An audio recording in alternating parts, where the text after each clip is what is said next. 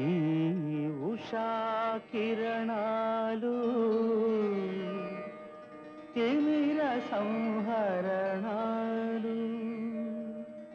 చైతన్య దీపాలు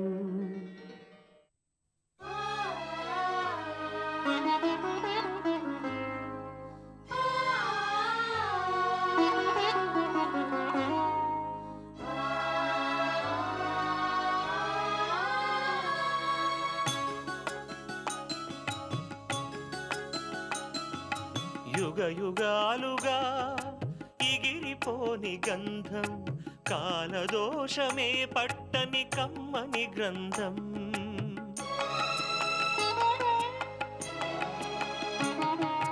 యుగ యుగాలుగా ఇగిరిపోని గంధం కాలదోషమే పట్టని కమ్మని గ్రంథం బదులే కోరని పవిత్ర బంధం ఇది అన్నా చెల్లెళ్ళ అనుబంధం అనుబంధం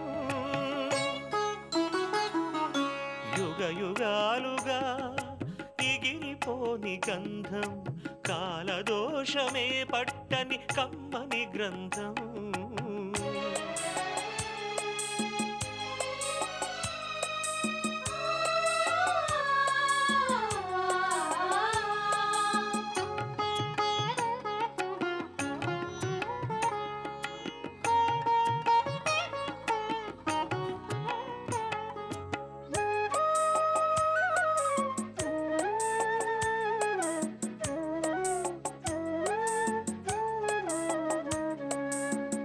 అంబలితానై కంబళితానై పెంచేటి అన్నా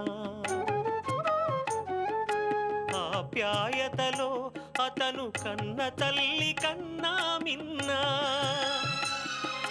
హృదయమే ప్రమిదగా అనురాగపు సమిధగా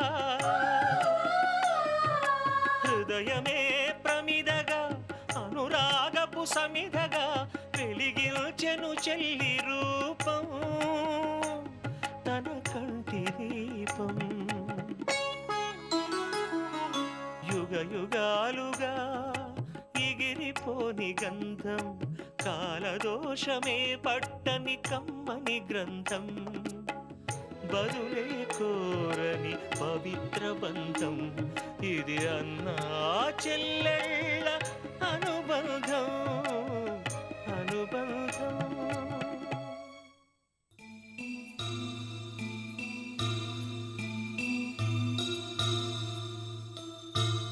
నాకు తెలిసి ఇలా పెళ్ళిళ్ళు చేసుకున్న వాళ్ళు ఎవరూ సుఖపడలేదు. కొన్నాళ్ళు పోయాక తప్పు తెలుసుకున్నారు. కొంతమంది విడిపోయారు, మరికొంతమంది చేజేతులా జీవితాన్ని పాడు చేసుకున్నామని బాధపడ్డారు. అప్పుడు తప్పు తెలుసుకుని నెత్తి నోరు బాదుకున్న ప్రయోజనం ఏముంటుంది?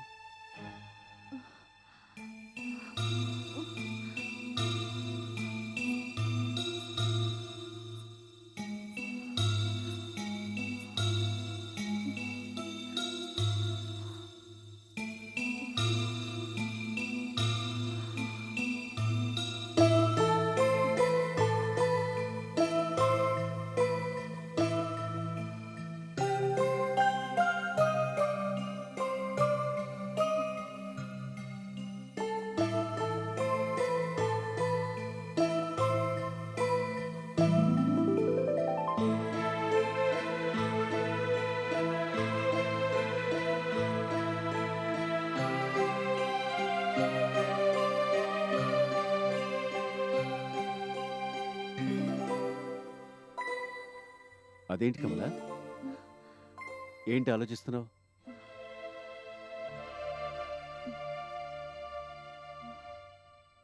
భోంచేస్తూ కూడా ఆలోచనలు దేనికి చెప్పు? చదివేటప్పుడు చదువుకోవాలి, తినేటప్పుడు తినాలి.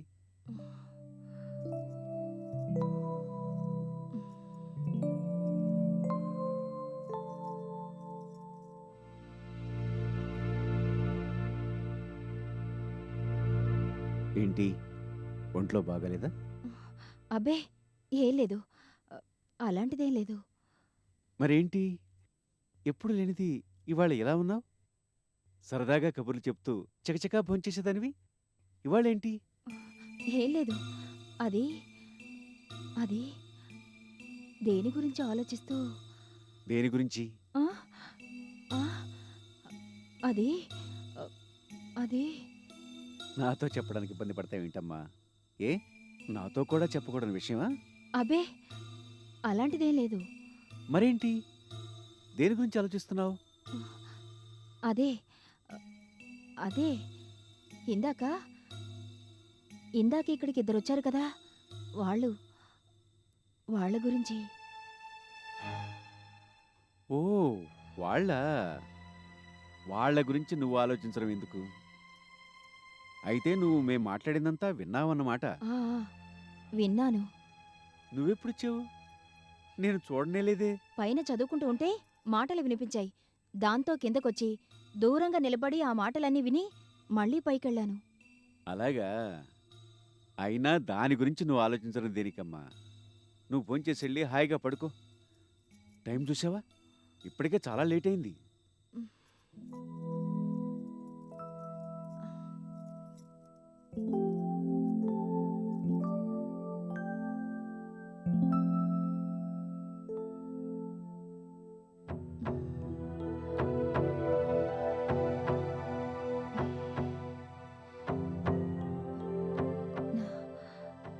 నాన్నా, ఏంటమ్మా? అదే అ, అబే ఏం లేదు. ఏంటమ్మా? ఏదో చెప్పాలనుకుని చెప్పలేకపోతున్నావు. ఏంటది? చెప్పు. నాకు చెప్పకపోతే ఇంకెవరికి చెప్పుకుంటావు? నీకు అమ్మైనా నాన్నైనా అన్నీ నేనే కదా. చెప్పమ్మా. నేను నేను విషయం చెప్తాను.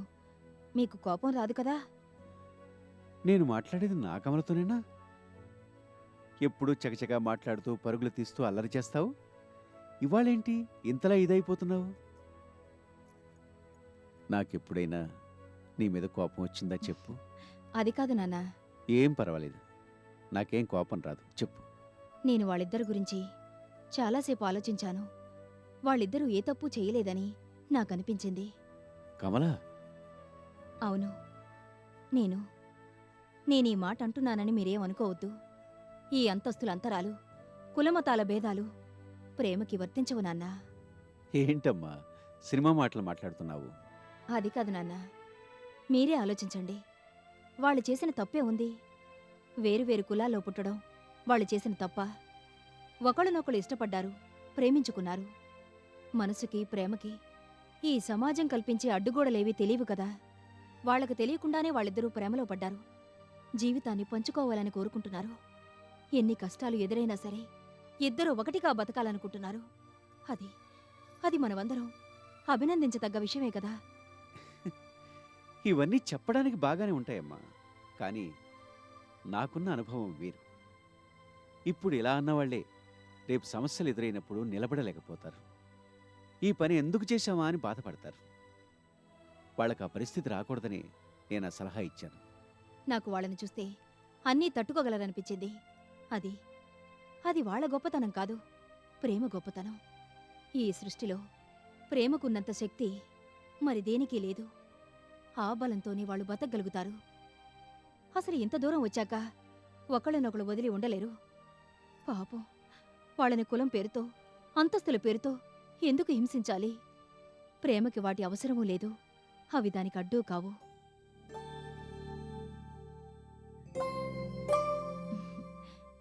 ఎక్కువగా మాట్లాడుతున్నానా? లేదు, నువ్వు మాట్లాడుతుంటే వినాలనే అనిపిస్తుంది. చెప్పు. నేను మీకు చెప్పగలిగినంత పెద్దదాని కాను, కానీ ఒక్క విషయం మాత్రం చెప్పగలను. ప్రేమించిన మనుషుల్ని విడదీస్తే దానికన్నా నరకం ఇంకొకటి ఉండదు. వాళ్ళు కలిసి జీవించలేరని మీరనుకుంటున్నారు. విడిపోయి అసలు బతకలేరని నా ఉద్దేశం. వాళ్లను వేరు చేసి వాళ్ల ఉసురు పోసుకోవడం మంచిది కాదు. మీరే ఆలోచించండి. వాళ్ల పెద్దవాళ్లతో మాట్లాడి ఒప్పించండి. వాళ్ల పెళ్లి చేసి వాళ్ల జీవితాలు నిలబెట్టండి.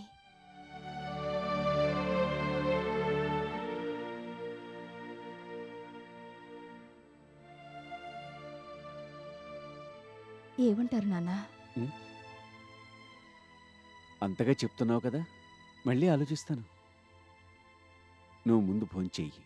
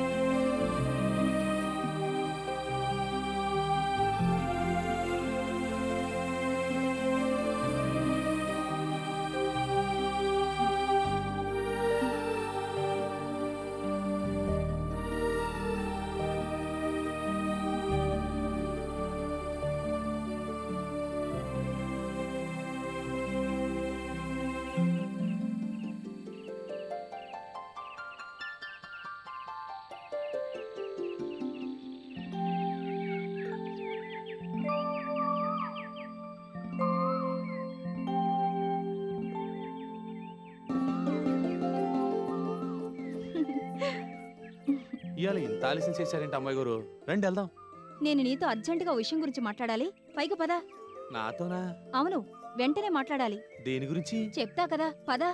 అది కదా అమ్మాయి గారు, అవతల టైము. ముందు నా మాట విను.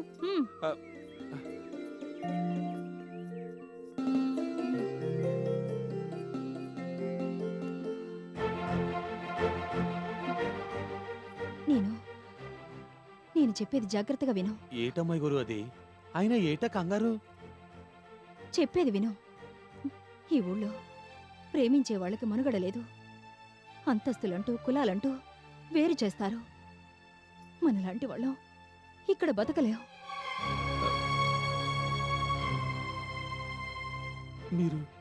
మీరు ఏటి మాట్లాడుతున్నారో నాకేటి అర్థం కావట్లేదు. కథ అర్థమయ్యేలా చెప్పండి. నీకర్థమయ్యేసరికి పుణ్యకాలం కాస్త పూర్తయిపోతుంది. ముందు చెప్పేది విను. మనిద్దరం ఏదన్నా ఊరెళ్ళిపోదామా? అమ్మాయి గారు, చెప్పు రాము, త్వరగా చెప్పు. ఏటమ్మాయి గారు మీరు మాట్లాడేది? అవును రాము, ఈ ఊళ్ళో మనం బతకలేం. మన మానాన్న మనం పెళ్లి చేసుకుందామన్నా ఎవరో ఒప్పుకోరు. ఏటమ్మాయి గారు, ఇవాళ మీరు ఎలా మాట్లాడుతున్నారు? నాకెందుకు భయంగా ఉంది. ఏటసలు మీరు చెప్పేది? మీరు మాట్లాడేదేటో మీకు అర్థమవుతోందా? నేను అన్నీ ఆలోచించే చెప్తున్నాను. మనం వేరే ఊరెళ్ళి పెళ్లి చేసుకుని హాయిగా బతుకుదాం. అమ్మాయి గారు, కమలా!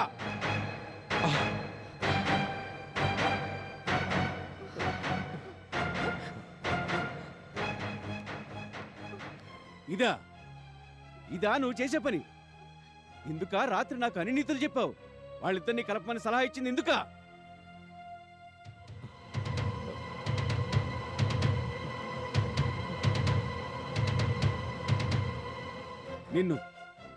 నిన్ను అతి గారాబం చేసి పెంచాను చూడు, అది నేను చేసిన తప్పు.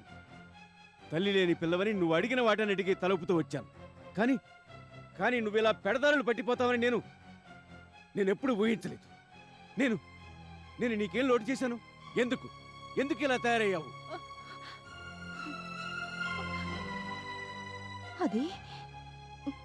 అది కాదు నాన్న, నేను చెప్పేది శాంతంగా వినండి. అక్కర్లేదు, నువ్వు చెప్పనక్కర్లేదు, నేను విననక్కర్లేదు. నాకంతా అర్థమైంది. చిన్నప్పటి నుంచి కలిసిమెలిసి సరదాగా తిరుగుతూ ఉంటే నేను పెద్దగా పట్టించుకోలేదు. పైగా మీ స్నేహం చూసి మురిసిపోయాను. కానీ మీరిద్దరూ ఇంతకు బరి తెగిస్తారనుకోలేదు. నాన్నా! అవును, నీ మీద ఎన్నో ఆశలు పెట్టుకున్నాను, నీ గురించి ఎన్నెన్నో ఊహించాను. కానీ నువ్విలా ఇవాళ నా గుండెలపైన తంతావని నేను కల్లో కూడా ఊహించలేదు. నీ అమాయకత్వం వెనక, నీ అల్లరి వెనక ఇంత వక్రబుద్ధి దాగుందన్నమాట. కన్న తండ్రినే ఇంతలా మోసం చేస్తావా? నేను నీకేమో అన్యాయం చేశాను? చెప్పమ్మా, చెప్పు. నాన్నా! మీ అమ్మతో పాటు నువ్వు పోయింటే ఓ ఏడిపి ఏడిచి ఊరుకునేవాణ్ణి. నీ మీదే ఆశలు ఎన్నో పెట్టుకుని ఇలా పెంచి పెద్ద చేసినందుకు నాకు మంచి గుణపాఠమే నేర్పావు. అసలు ఇలాంటి రోజు చూడాల్సి వస్తుంది అనుకోలేదు. నాన్న నేను చెప్పేది వద్దమ్మా, ఇంకా ఇంకా నువ్వేం చెప్పొద్దు, నేనేం వినను. నువ్వు ఇప్పుడు చాలా పెద్దదాని అయిపోయావు. ఏ నిర్ణయం అయినా తీసుకోగల గొప్పదాని అయిపోయావు. ఇంకా ఇంకా నీకు ఈ తండ్రి దేనికి, ఈ ఇల్లు దేనికి? నీ నీ ఇష్టం, నీ ఇష్టం వచ్చినట్లు చేసుకో. ఎక్కడికైనా వెళ్ళు, ఏమైనా చేసుకో. నాన్న నువ్వు ఇప్పుడు చాలా పెద్దదాని అయిపోయావు. ఏ నిర్ణయం అయినా తీసుకోగల గొప్పదాని అయిపోయావు. ఇంకా ఇంకా నీకు ఈ తండ్రి దేనికి, ఈ ఇల్లు దేనికి? నీ నీ ఇష్టం, నీ ఇష్టం వచ్చినట్లు చేసుకో. ఎక్కడికైనా వెళ్ళు, ఏమైనా చేసుకో. నాన్న అవును, నిజమే. వెళ్ళిపో, ఎక్కడికైనా వెళ్ళిపో. నువ్వు అసలు నాకు పుట్టలేదనుకుంటాను. నన్ను, ఈ ఊరిని వదిలి ఎక్కడికైనా దూరంగా వెళ్ళిపో. నీ ఇష్టం వచ్చేట్టు బ్రతుకు పో.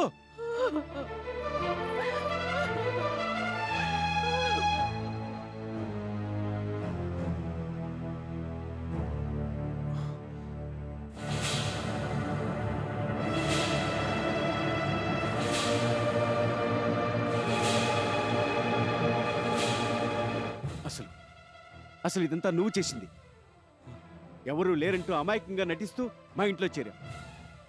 మా అందరి అభిమానాన్ని తెలివిగా సంపాదించావు.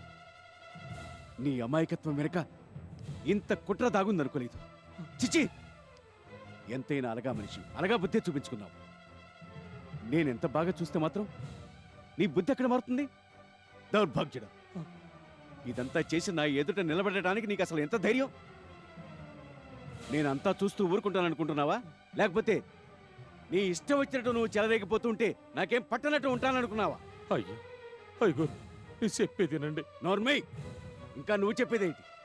నీ సంగతి వాళ్ళ పూర్తిగా అర్థమైంది. నీకు ఎప్పుడు కావాలంటే అప్పుడు, నీకు ఎంత కావాలంటే అంత డబ్బు సాయం చేశాను. మా ఇంట్లో మనిషిలాగా చూసుకున్నాను. అంటే దాని అర్థం నువ్వు నువ్వు నేను నిన్ను కన్న బిడ్డ కన్నా ఎక్కువగా చూసుకున్నందుకు నువ్వు ఇలా రుణం తీర్చుకుంటావా? చిచ్చి, అసలు నీ మోహం చూడాలంటేనే నాకు అసహ్యంగా ఉంది. పైగా పాపం కూడా. వెళ్ళు, నువ్వెంతగా తెగించినా నేను క్షమించి వదిలేస్తున్నాను. పో, ఇక్కడి నుంచి పో. వెళ్ళి ఎప్పుడు నా కంటికి కనిపించదు. అసలు అసలు నువ్వు ఈ ఊళ్ళోనే ఉండద్దు. మీ చెల్లెల్ని తీసుకుని వెళ్ళిపో. అయ్యో వద్దు, అసలు ఆ పేరుతో నన్ను పిలవద్దు.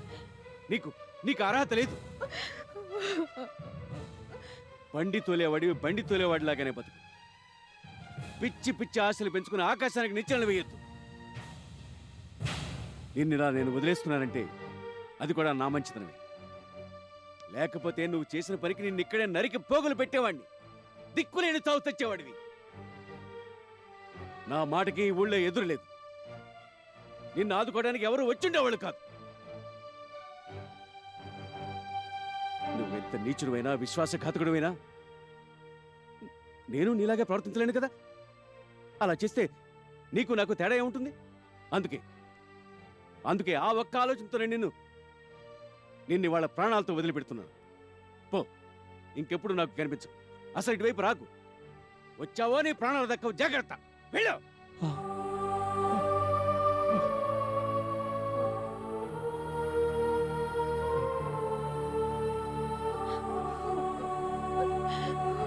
రాము, నువ్వు అక్కడే ఆగు.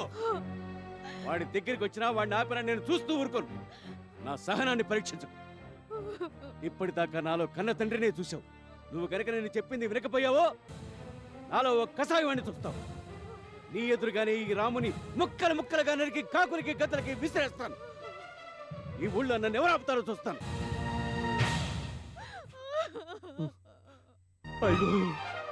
ఛీ, దౌర్భాగ్యుడా, నీకు నన్ను తాకే అర్హత కూడా లేదు. ఈ ఇంటిని, ఈ మనుషుల్ని, మనసుల్ని ఇంకా మలినం చేయకు. ఈ దొంగ ఏడుపులతో మమ్మల్ని ఇంకా మోసం చేయకు. మోసాలకే ఒక హద్దంటూ ఉంటుంది. వెంటనే ఇక్కడి నుంచి వెళ్ళిపో, లేదా నేను అన్నంత పని చేస్తాను. వెళ్ళు.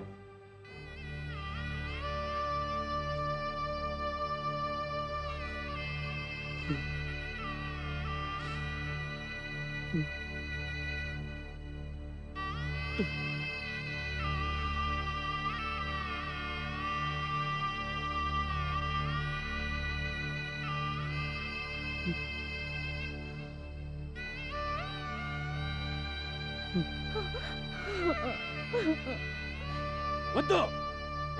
వెనక్కి తిరిగి చూసినా వెనకడుగు వేసినా నేను అనంత పని చేస్తాను. వెళ్ళు. మళ్ళీ ఇంకెప్పుడు ఇంటి ఛాయలకు కూడా రాకు.